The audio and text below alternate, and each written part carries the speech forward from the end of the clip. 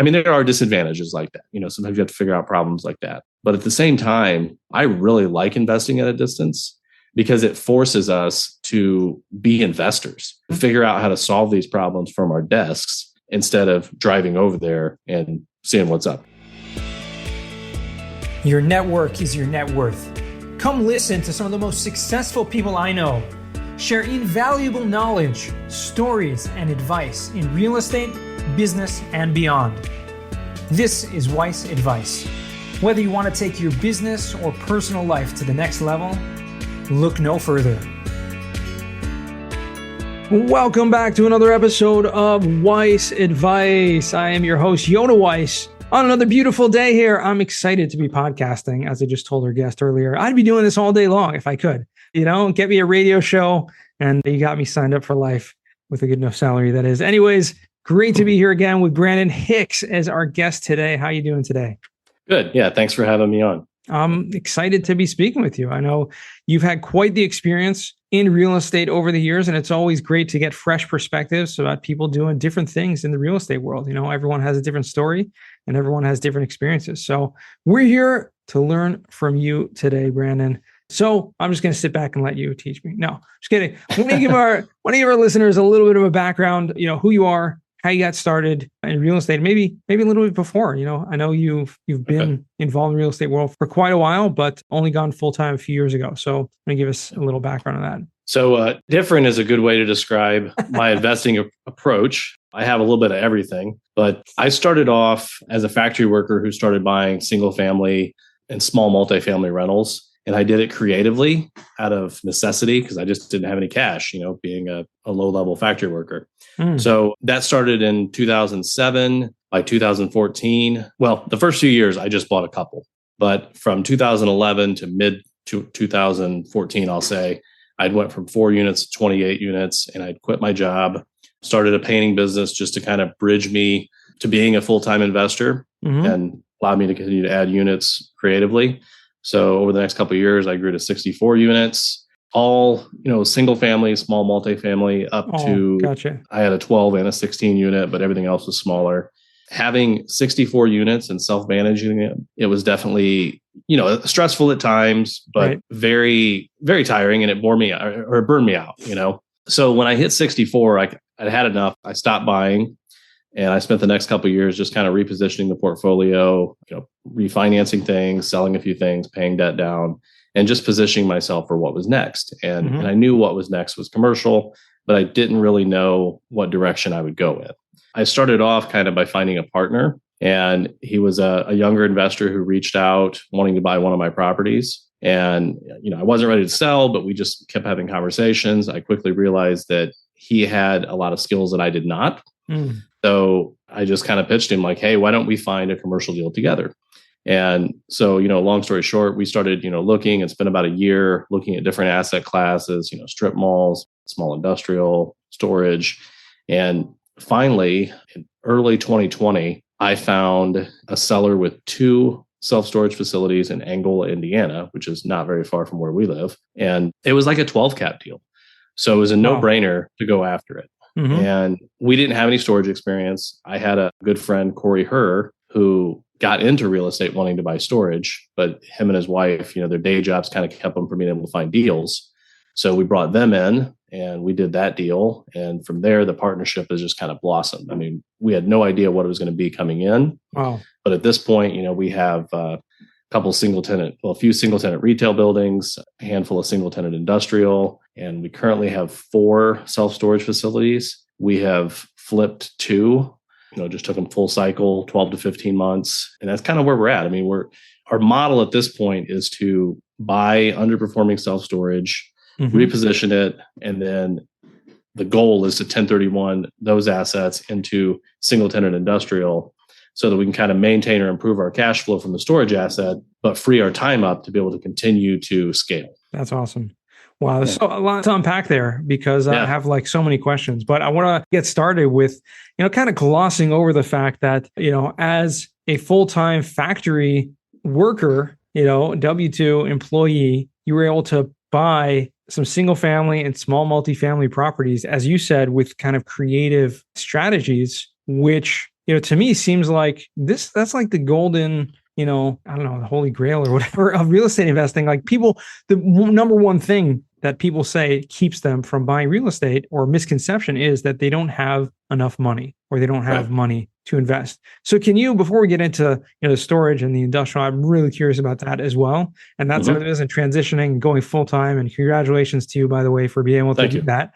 But can you talk a little bit about how you were able to, over the course of those years, or what of some of those, quote unquote, strategies that you mentioned? So I attribute a lot of it to being in the right place at the right time. And what I mean by that is, 2011, we were just coming out of the subprime crash. There was still turmoil in the market. Banks hadn't loosened up by then. So I'll speak on the deals I did in 2007. I did 3 foreclosed homes with ARV loans through a local bank. And essentially what that means for the listeners is they were loaning me 75% of the after repair value of these houses. Wow. So for example, one of them was like $33,000 that I paid.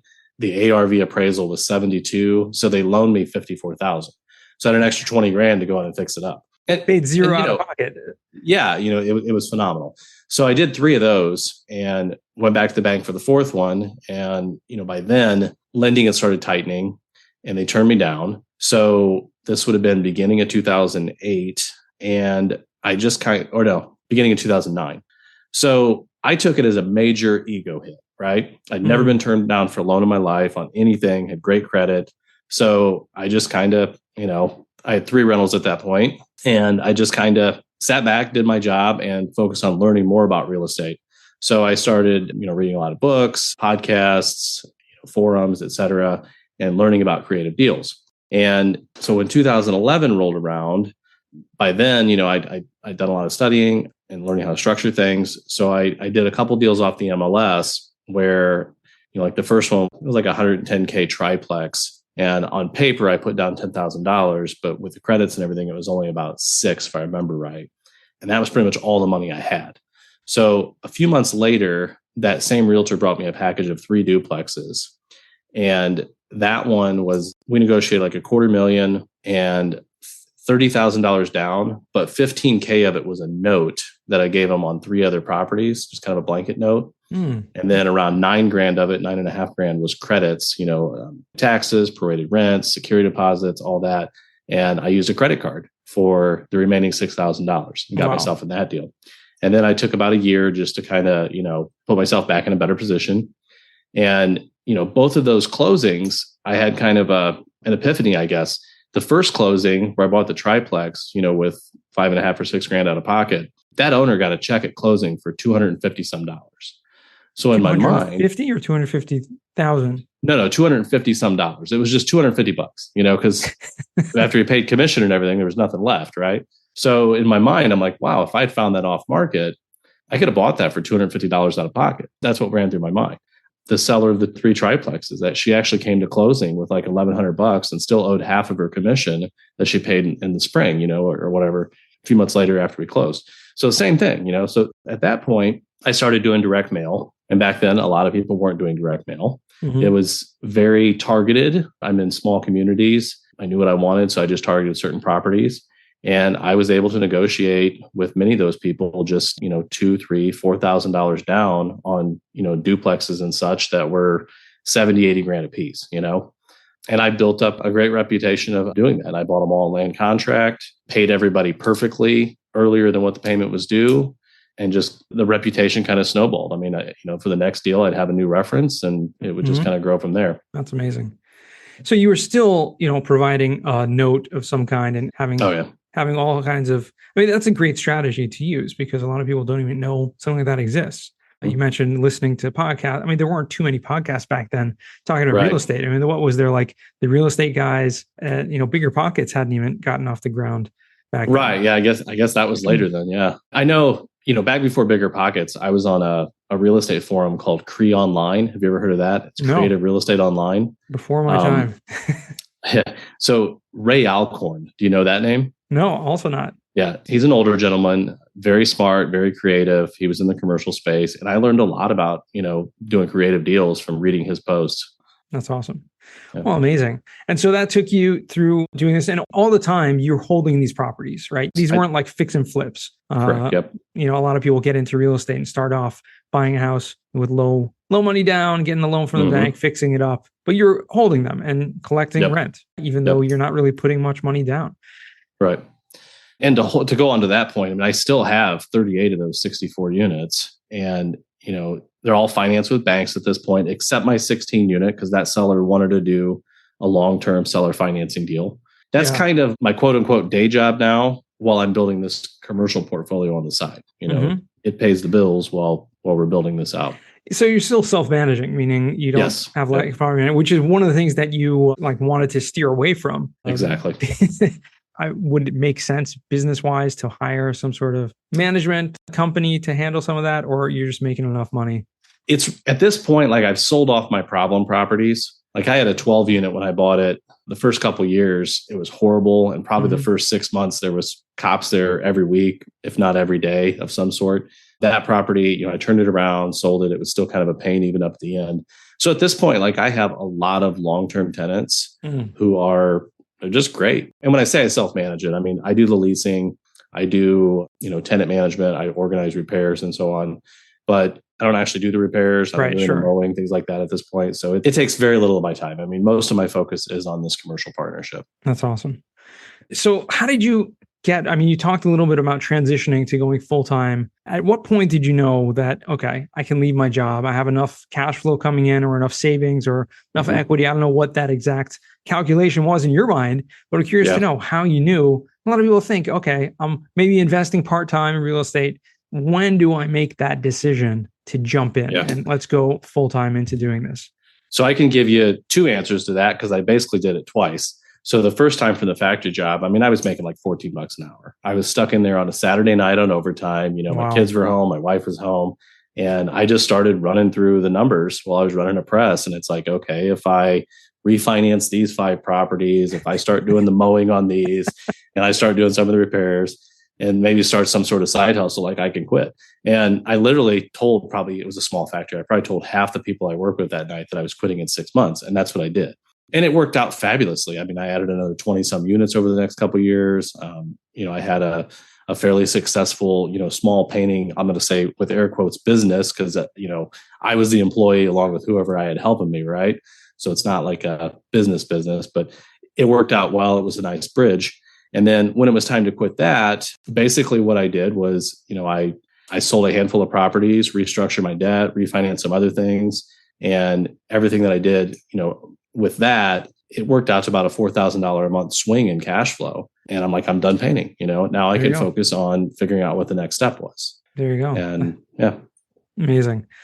So now you found your partner, you guys are buying self-storage, but you mentioned kind of transitioning, buying the storage, not necessarily as like a long-term goal, rather as more of kind of like a short-term play to kind of get into the space to have enough capital to 1031 or have enough equity built into those deals to 1031 exchange those into larger industrial, you mentioned, properties. So why industrial? And we've talked about it a little bit on the show, but just curious to hear where you come from. And before I even get to that, I actually wanted to back up and ask you another question. You can combine the answers if you want, but the whole time you're in some little town in Indiana. I don't even know where that is. I think it's like somewhere near Fort Wayne, right? Yep. And you are, buying all these properties locally, or are any of them kind of outside of your locale?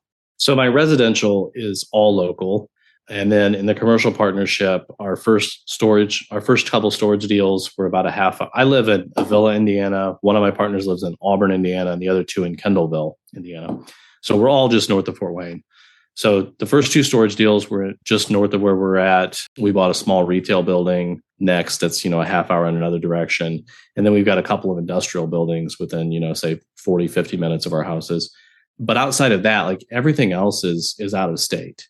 Oh, really? We bought in Ohio, South Carolina, Arkansas, Alabama, a couple buildings in Kentucky. So we're looking everywhere. And to answer the, why industrial? So storage is nice for all the reasons that residential is not, right? I mean, no tenants, no toilets, all that. But it's still management intensive. And we're getting better about that. One of my partners, Logan, he was doing, all of the, I'll say, customer interface management, whereas Corey and Macy do a lot of the back office stuff, the books, dealing with things through the websites because we use ESS to run our facilities. But Logan recently hired a virtual assistant to manage our facilities. And so far that is working out amazing. We actually think she's going to do a better job at it than what he was. And he was doing a great job, Yeah. So, our strategy with storage is to flip them. Some of them we will hold longer than others. I mean, we have one just south of Indianapolis that I see us holding for at least 5 years. But I think most of them will be, 1 to 3 year flips. And it's really a management piece. I don't think we can scale to where we want to be with storage as easily as we could with industrial. So, and we especially like the single tenant industrial because they're responsible for everything. I mean, you can have multi-tenant industrial that's still triple net, but you still have to, one way or another, either pay someone to calculate like the common area maintenance fees and charge all that back. And you probably still have some sort of common areas that you have to manage, you or have managed, the snow removal and all this. Whereas with a single tenant, they take care of everything, Yeah, for sure. Typically. It's interesting. I've heard a lot of different perspectives in the self-storage space. And those who are most successful, from what I've heard, are those who really bring facilities up to speed of when it comes to technology and just trying to automate as much as possible. I don't know if that's feasible or even possible in every single type of storage facility that's out there. Obviously, a lot of upgrades need to happen to do that. There's a lot of, maybe turnover that may need to happen to get people up to speed. But it seems doable from what I've heard. And doing it that actually decreases the, the management intensity that comes with storage. Oh, for sure. And, ours, we are using quite a bit of tech from the standpoint that, we have websites on all the properties. And, now with the VA, she's handling all of that. So it does make the model more scalable than it was when Logan was managing everything. Sure. But I still think long term, our focus will be on industrial. I mean, we're hoping to flip another, 30, 40, 50 storage facilities over the next handful of years to really create that, snowball of equity. I mean, it's worked really well so far. There you go. A couple nice, exits for small properties, Sure. Yeah. I remember, one, either yourself or Logan posting something recently about a deal that you, closed out in like 18 months or something and doubled the value in it. Yeah. So that's just crazy that even deals like that are still out there and are possible. Oh yeah. Yeah. Where are you finding these deals? I mean, are you still doing the direct mail? Are you doing other types of approaches directly to sellers or using brokers? It's a little bit of everything. We have a part-time cold caller that calls storage facility owners 10 to 15 hours a week and feeds us leads. We've not closed anything that way yet, but it's still a relatively new thing. We are doing a fair amount of direct mail to both industrial and storage, and we've done several deals off direct mail. And we bought a few properties off Crexy that were listed. Sure. Yeah, I mean, you got to look at all the deals. And I think that's a really important thing that we talk about a lot here is that you have to analyze, underwrite, look at, maybe 100 deals till you find that one. Yep. So don't overlook any source because you never know where you're going to find it. Yeah, I mean, our biggest, storage profit so far came from Crexy. It was a deal that was on the market in Casey, South Carolina. And we bought it, I think, in February of 2021 with seller financing through a broker for $360,000. And about 16 months in, we exited at $800K, Wow. So that was a nice 1031 that we rolled into an industrial property. And with the seller financing, that's just amazing. You're able to do that. Yeah. Very mom and pop managed, and she was happy to hold a note. Yeah. Wow. So where do you see yourself? I mean, you're talking about buying industrial and kind of scaling this side of the business. Where do you see yourself in, 3-5 years from now? So 3 to 5 years, I think will probably be somewhere in the, 30 to 50 million in assets range. We keep saying our 15-year goal is around $250 million in industrial assets. So we want to scale it and continue to add, that well before then we'll have some employees and so on the asset management side and the acquisition side. And so we're just looking to scale it and reach our potential, There's a lot of availability. I mean, industrial is still one of the hottest asset classes. And I think, as you know, will continue to excel with given all of the companies using, virtual and, online shopping and all kinds of stuff like that. There's such a need for industrial everywhere. And it's amazing the spread that you can have because like you said, you're not investing necessarily locally. And I think a lot of people have that misconception that, there's not enough product or there's not enough available in the market that I know or that I'm in.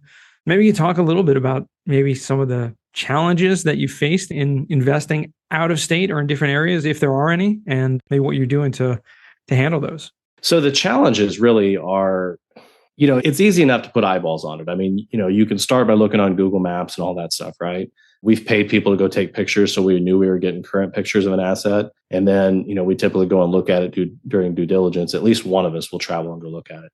The challenge is, it hasn't been a huge challenge, but it's finding the right person locally, right? Like with a storage facility, to do what we call the boots on the ground stuff. They're doing the lockouts, they're making sure units are cleaned out, cleaning up the facility outside. Some of the facilities, it's been super easy to find people. Others, it's been challenging. At this point, we have great people on all those properties. That's really it. I mean, there's 4 of us in our partnership. As far as tackling something out of state, I mean, between the 4 of us, I think we all have, the confidence that we can handle about anything or figure about anything out. Sometimes it's the stupidest little things, right? Like, so we bought a property in not a big town in Kentucky, but it was a decent sized town. And it was an industrial property and it was vacant. So we were trying to get the water switched over to our name. And their policy was they had to see you sign it in front of them. And I'm negotiating on the phone. Small towns. I'm like, look, we can do it on Zoom. I can go to my bank and do it with a notary and send you all this documentation. I can give you triple the deposit. I mean, work with me here. Let's figure it out. And they wouldn't budge.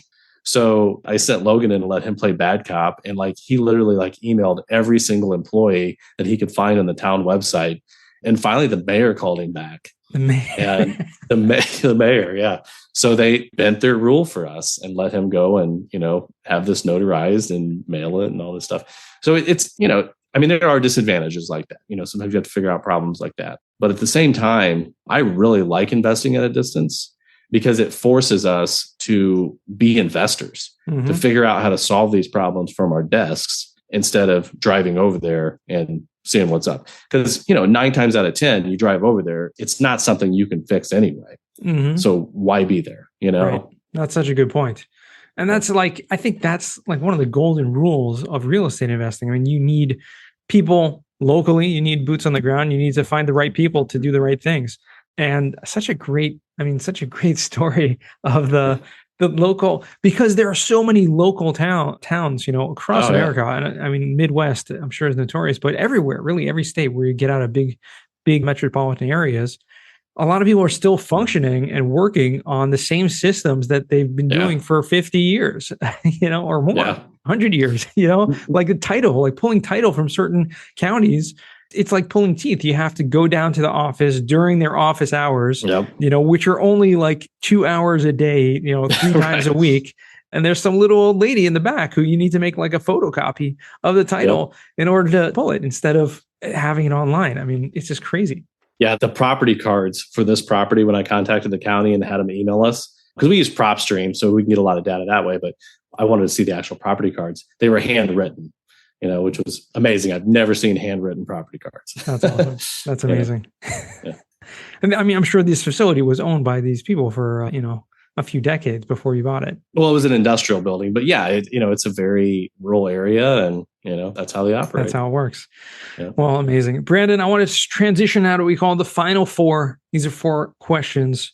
Ask all my guests. First question to you is, what is the worst job that you ever had? So the worst job I ever had was right out of high school. And I'm going to preface by saying that, in high school, I was a very good worker, very hard worker. I ended up getting a job at a small union factory, and it was a very toxic, and I'm not bashing unions when I say this, but it was a very toxic us versus them mentality.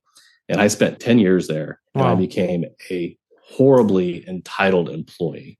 It took losing that job and taking some time off to reposition myself back to where I was, in my next factory job. I mean, I went into it with a clear head, was a good employee for the handful of years I was there, built my real estate portfolio while I was there. And, so I kind of feel like that first job probably delayed me some, you know what I mean? Like I was making just enough money to be satisfied, but I hated it. The people were great, but it was a very bad toxic environment. Wow. I mean, that's what they call the golden handcuffs. You just you're there and you're locked in. And I hear that. Okay. Second question. What's a book you've read that's given you a paradigm shift? I'm going to say Confessions of a Real Estate Entrepreneur by James Randall. It was probably one of the first books I read on commercial. And, that was one of the first ones where I really started to understand that commercial was driven by net operating income and how you could alter the value of properties so drastically by changing the operating income. Sorry, my dog is back there making some noise. That's a big dog. He's a 170-pound saint. I did a podcast yesterday and he snored like incredibly loud. Your microphone's great because it doesn't pick up anything from the dog. So I just saw something furry moving back there. I thought it was a rug at first because I can't see the whole body. I see like kind of a little bit. I was like, what is that? And then I see it move. Well, okay, that's a big. He's a big dog. That's kind of where he hangs out most of the time. I thought you were turning back to the bookshelf for a minute because you were talking about that book. Yeah. No, I don't have a copy of it right now, but that was a great book. Yeah. And it's amazing because that's the first time we've ever heard that book on the podcast. It's great to hear. Well, and something that was probably written quite a while ago, and there's so much value in some of these kind of older. I don't want to say older, but some of these older books that have people who have been doing commercial real estate for a long time before the trend has caught on. On Twitter and all those good places. Third question, what's a skill or talent that you would like to learn? I would actually like to learn to fly small planes. It's not something I've ever put any effort into, but it is something in the back of my mind that, one day I would like to do that. Very cool. It's actually funny. We had someone literally last week on the show that said the same exact thing. So nice. That's great. Okay. Well, I'm sure if you want to do it, you will do it. Fourth and final question, what does success mean to you? How do I say this? To be able to live life impulsively versus reactively. And what I mean by that, it's just the standard to be able to do what you want, when you want, and where you want, Mm-hmm. Yeah, and it's a twist on it, but it means, that's exactly right. Living to do what you want to do, not being bound by anyone or anything. Right. That's an amazing definition. And, wishing you much continued success. It's awesome to see where you guys have taken off to, and love to see the continuous growth. And, we'll look forward to hearing good things in the future, and appreciate you coming on the show. Before we get off, where can our listeners find you or reach out to you if they want to? So I'm on Facebook. I'm on Twitter. It's at HZCapBrandon on Twitter. And that's pretty much it. I'm just on those two platforms. Okay. Well, we'll make sure to put that in the show notes. So if people want to find you, reach out to you, they certainly can. Again, thanks so much for coming on the show. Yeah. Thanks for inviting me. It was great. And to our listeners, thank you guys for listening all the way until the end once again. And remember, the best advice comes only when you ask. Real quick, I have one question for you. Did you like this episode? If you did, I want to ask you a huge favor. See, the biggest thing that helps this podcast grow and that will spread this message to the whole world is that if you leave a review, a rating, and subscribe to the podcast. What that does is it basically tells the platforms that this podcast is out on is that you like my stuff and I'm doing something right. So take a few seconds out of your day, hit that subscribe button, leave a rating or review. I would be extremely grateful.